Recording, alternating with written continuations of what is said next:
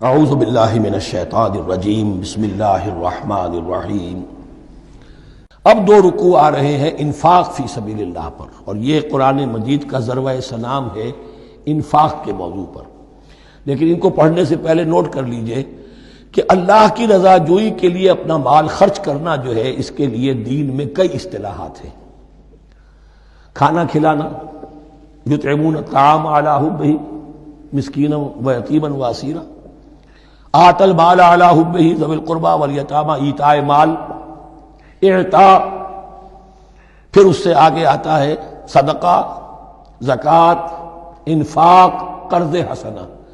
یہ 5-6 ٹرمز ہیں، لیکن ان ٹرمز کے اندر ایک تقسیم ذہن میں رکھیے کہ دو مدیں ہیں بڑی بڑی اللہ تعالیٰ کی رضا جوئی کے لیے مال خرچ کرنے کی۔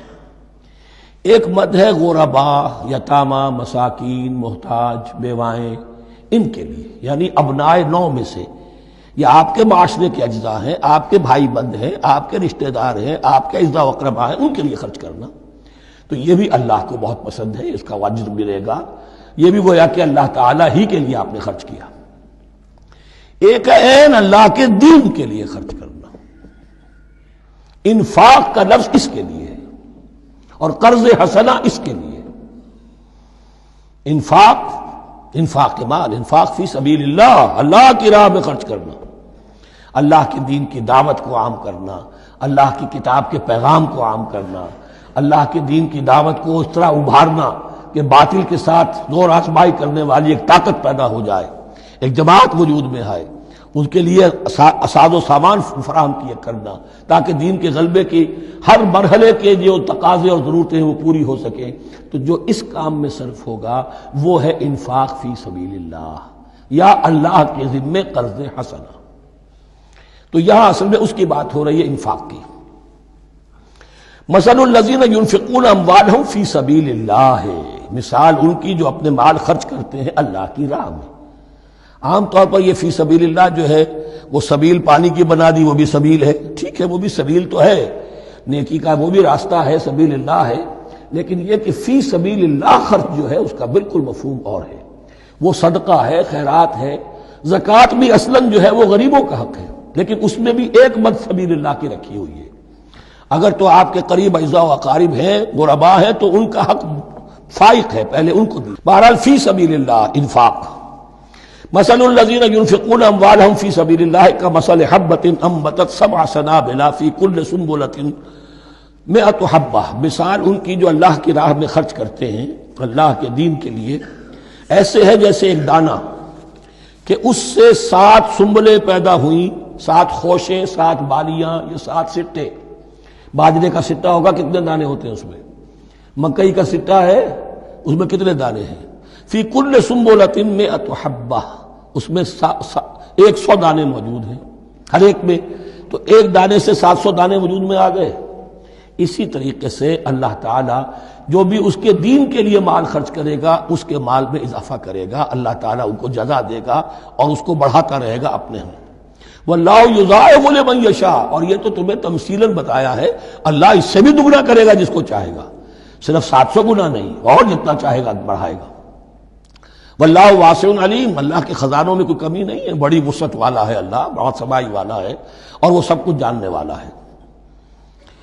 الذین ينفقون اموالهم فی سبیل اللہ، پھر جو لوگ کہ اپنا مال خرچ کرتے ہیں اللہ کی راہ میں، ثم لا يتبعون ما انفقوا منا ولا اذى، پھر جو کچھ وہ خرچ کرتے ہیں اس کے بعد نہ تو تکلیف پہنچاتے ہیں نہ احسان جتاتے ہیں۔ دیکھیے جی، میں نے اس وقت اتنا چندہ دیا تھا، معلوم ہوا کہ میرا حق جو ہے وہ زیادہ ہے، پھر میری بات مانی جانی چاہیے۔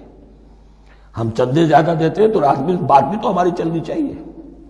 یا اگر کسی جو کارکن کو دیا ہے جو اللہ کے دین کے لیے کام کر رہا ہے، یہ بھی ان 2 رکوعوں کے آخر میں بات واضح ہو جائے گی۔ کوئی شخص ہے اللہ کے دین کے کام میں لگا ہوا، آپ اس کو ساتھ تعاون کر رہے ہیں تاکہ وہ اپنی معاش کے اوپر اپنا وقت نہ لگائے، اپنا پورا وقت جو ہے وہ دین کی خدمت میں لگائے۔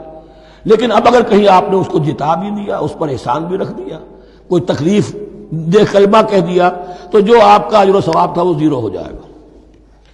الذین ينفقون اموالهم فی سبیل اللہ ثم لا یتبعون ما انفقوا منا ولا اذى، جو انفاق کرتے ہیں اس کے بعد اس کے پیچھے نہ تو جتلاتے ہیں نہ کوئی اور تکلیف پہنچاتے ہیں، لہم اجرہم عند ربہم ولا خوف علیہم ولا ہم یحزنون، ان کا اجر ان کے رب کے پاس محفوظ ہے اور ان کے لیے مغفرت ہے، ولا خوف علیہم ولا ہم یحزنون، ان کے اوپر نہ کوئی خوف ہوگا اور نہ کوئی ان کو حزن سے دوچار ہوں گے۔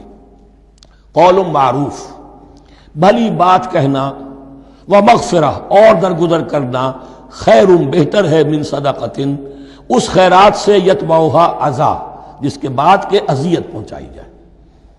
کوئی آپ سے فرض کیجئے کوئی ضرورت کے لیے آئی گیا ہے، کسی نے ہاتھ پھیلا دیا ہے، تو آپ اگر آپ نہیں کر سکتے مدد، قول معروف نرمی کے ساتھ جواب دے دیجئے، معذرت کر لیجئے۔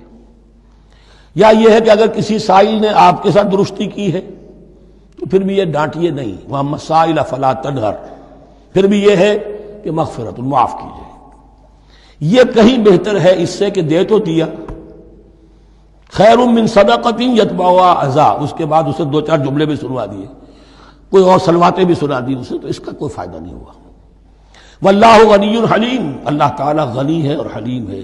یہ کیوں کہا گیا کہ تم اگر کسی کو دے رہے ہو تو اصل میں اللہ کو دے رہے ہو۔ ایک حدیث میں آتا ہے کہ اللہ تعالیٰ اپنے بندے سے شکایت کرے گا، اے میرے بندے تیرے پاس مال تھا، میں نے تجھ سے مال طلب کیا تھا، میں بھوکا تھا، میں نے تجھ سے روٹی مانگی، تو نے مجھے کھلایا نہیں۔ بندہ کہے اللہ تو غنی ہے، تجھے بھوک، تجھے احتیاج ہے، کہ وہ جو میرا بندہ تھا جو بھوکا تھا، اس نے جو مانگا تھا تجھ سے وہ میں ہی تھا، اصل میرا بندہ تھا۔ الخلق عیال اللہ، تجھ سے انہیں کھانے کو نہیں دیا، تم نے تو گویا کہ مجھے نہیں دیا۔ اے میرے بندے میں ننگا تھا، میں نے تجھ سے میں چاہا کہ میرا سطر ڈھانپ دے، مجھے کوئی لباس دے دے، لیکن یہ کہ تو نے نہیں دیا۔ یہ اسی طریقے سے تو سمجھ لیجئے کہ اللہ تو غنی ہے، جو دے رہے ہو سمجھ لو کہ اللہ کو دے رہے ہو، اور حلیم ہے، وہ حلم والا ہے، فوراً نہیں پکڑتا تمہیں۔ تم جو بھی کرتے ہو، جو دل سے اتری ہوئی شے وہ اللہ کے نام پہ دے دو، جو ردی چیز ہے وہ اللہ کے نام پہ دے دو، تو اللہ تعالیٰ کی غیرت جو ہے اسی وقت اگر جوش میں آ جائے اور تمہیں پیس کے سرما کر دے وہ، تو وہ کر سکتا ہے، لیکن نہیں، حلیم ہے، وہ دیکھتا ہے کہ میری توہین کر رہا ہے، مجھے دے رہا ہے اور یہ دے رہا ہے۔ صدق اللہ العظیم۔